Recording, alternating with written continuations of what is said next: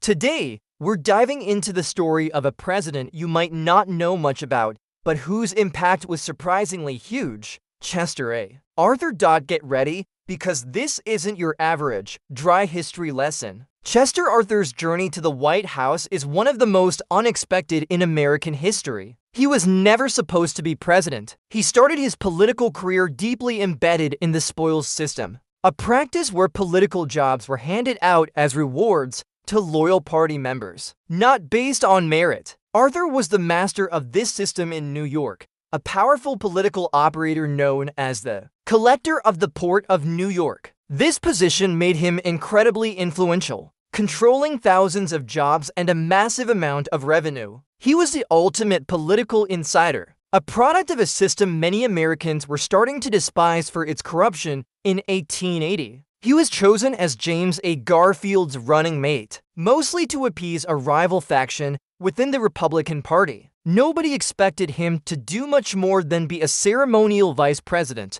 but then tragedy struck. Just a few months into his term, President Garfield was shot by a disgruntled office seeker, someone who felt they were owed a government job because of the very spoils system Arthur had perfected. After months of suffering, Garfield died, and suddenly, Chester A. Arthur, the man who embodied political patronage, was the 21st president of the United States. Imagine the public's reaction. People were horrified. They thought a corrupt political boss was now in charge of the country. Many believed the nation was headed for disaster. One of his own party members even said, "Chet Arthur, President of the United States.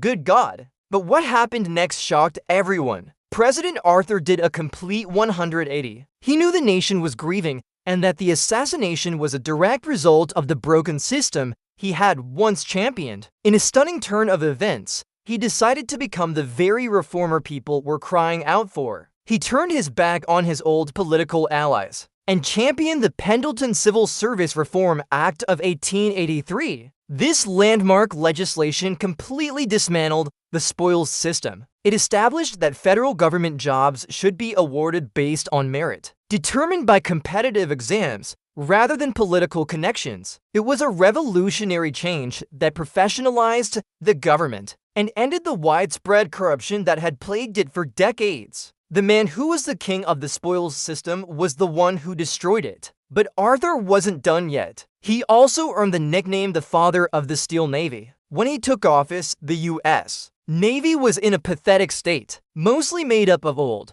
rotting wooden ships from the Civil War era. Arthur recognized that for the United States to be a modern, respected power on the world stage, it needed a modern navy. He pushed for funding and oversaw the construction of the first steel-hulled, steam-powered warships. This modernization program laid the foundation for the powerful U.S. Navy that would emerge at the turn of the 20th century. Beyond his major reforms, Arthur was also known for his incredible style. He was nicknamed the Gentleman Boss and Elegant Arthur for his impeccable taste in fashion and his lavish lifestyle. He reportedly owned 80 pairs of pants and changed outfits multiple times a day. When he moved into the White House, he found it so shabby that he refused to live there until it was completely redecorated. He hired Louis Comfort Tiffany, the famous designer, to give the executive mansion a stunning, modern makeover, filling it with artistic and luxurious furnishings. He brought a level of glamour and sophistication to the presidency that hadn't been seen before. Sadly, there's a tragic secret to Arthur's presidency. He knew he was suffering from Bright's disease, a fatal kidney ailment,